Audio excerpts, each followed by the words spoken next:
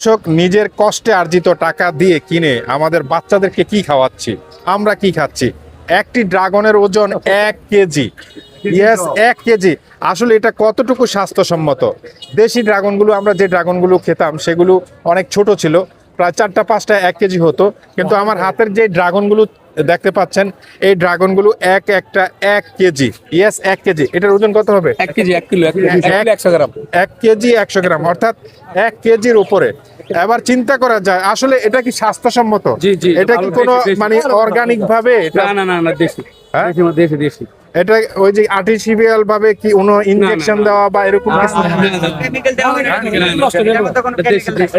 দেশিরা। আজ থেকে 1 বছর আগে দর্শক আমরা সোশ্যাল মিডিয়ায় দেখেছিলাম যে ড্রাগনের নামে আমরা কি কিনে খাচ্ছি, সেই ভিডিওটি ভাইরাল হতে অনেকেই দাবি করেছিল এটা আর্টিফিশিয়াল কোনো সিরিজ দিয়ে এটাকে বড় করা হয় বা বিভিন্ন ধরনের পেস্টিসাইড দিয়ে আসলে এই ড্রাগনগুলো বড় করা হয়, যেটা বাচ্চা এবং আমাদের স্বাস্থ্য ঝুঁকিকর ছিল।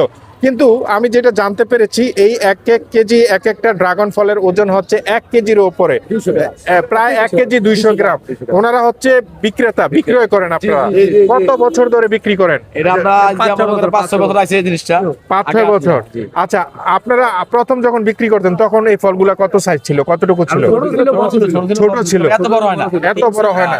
এখন আসলে এত বড় হওয়ার কারণ কি? এটা কি আসলে স্বাস্থ্যসম্মত নাকি স্বাস্থ্য ঝুঁকিকর? গাছের শক্তির কারণে, গাছের শক্তির কারণে এই জিনিসটা ফলটা ভালো হয় আর কি।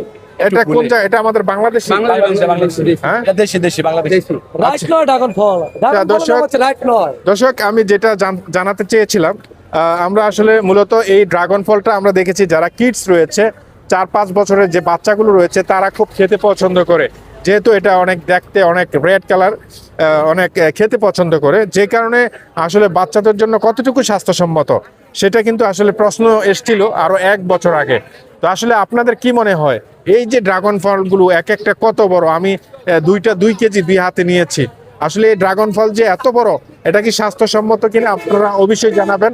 আর এখানে যারা বিজনেস রয়েছে, আমি রাইট নাও রয়েছি কচুয়া উপজেলার সাকার বাজারে, তারা কিন্তু সবাই ফলের দোকানদার, এই ফলগুলো এখানে বিক্রি করছে।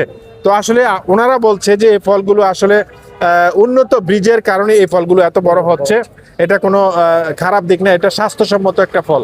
আপনাদের কি মনে হয় অবশ্যই কমেন্ট করে জানাবেন। Okay, so thank you very much for watching. Please share this video and stay tuned.